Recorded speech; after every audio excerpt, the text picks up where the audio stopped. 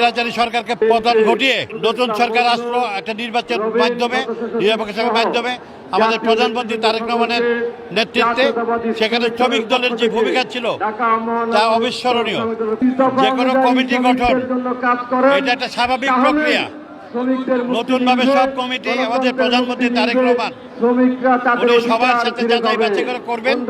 ঢাকা মহানগর বিএনপি আমিনুল হক যেদিন থেকে এই মহানগর দায়িত্ব নিয়েছে, প্রায় 3টি সেশন প্রত্যেক জায়গায় এই মহানগরীকে উনি যেভাবে সংগঠিত করেছেন, আমি এই মুহূর্তে চাই যে আমিনুল হকের নেতৃত্বেই এই কমিটিটা প্রধানমন্ত্রী তারেক রহমান করে দিবেন এবং সেখানে আমি আমার উপযুক্ত মূল্যায়ন চাই জনগণের চাহিদা অনুযায়ী।